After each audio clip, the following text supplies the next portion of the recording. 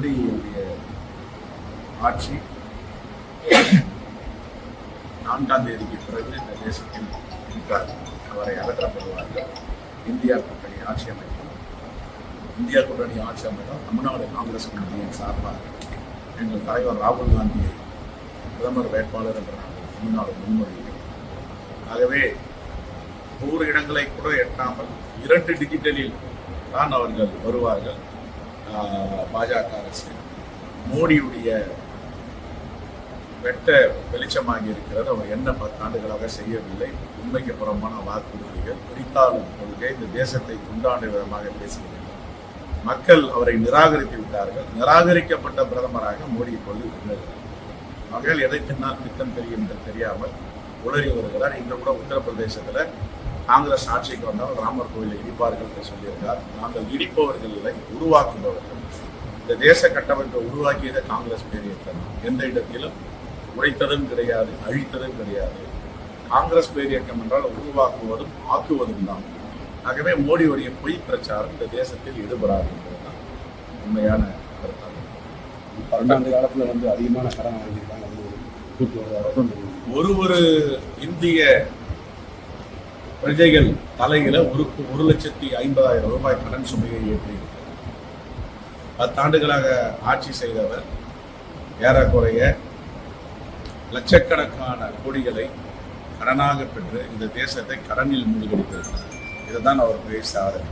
கடன் வாங்கிய மக்களுடைய வரிப்பணத்தை எல்லாம் எடுத்து பெட்ரோல் டீசல் விலையில அதிகமான விலைகளை எடுத்து அந்த பணத்தை எல்லாம் அதானி, அம்பானி போன்றவர்களுக்கு அவருடைய பணக்கார நண்பர்களுக்கு கொடுத்திருக்கிறார்.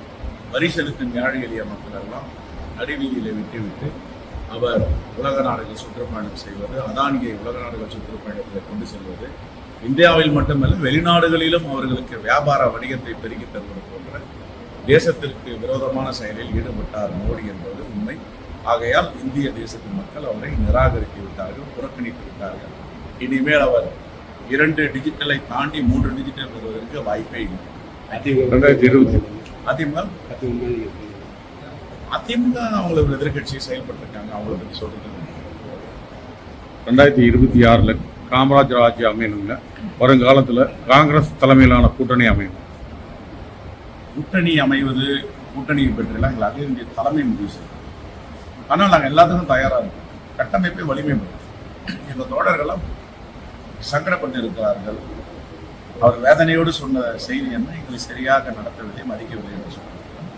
அப்படி என்றால் எங்களுடைய கட்டமைப்பை வலிமைப்படுத்த வேண்டிய 57 ஆண்டு காலம் பெருந்தலைவர் காமராஜருடைய ஆட்சி இல்லாமல் இந்த நாட்டிலே இருக்கிறது. அதை கொண்டு வருவதற்கு புனர் கட்டமைப்பை நாம் அகலப்படுத்த வேண்டும், ஆழப்படுத்த வேண்டும், வலிமைப்படுத்த வேண்டும். அந்த பணியை நாங்கள் தொடங்குகிறோம். பாதகம் செய்பவரை கண்டால் நாம் பயங்கொள்ளலாகாது பாப்பா. மோதி மிதித்து விடு பாப்பா, அவர் முகத்தில் உமிழ்ந்து விடு பாப்பா.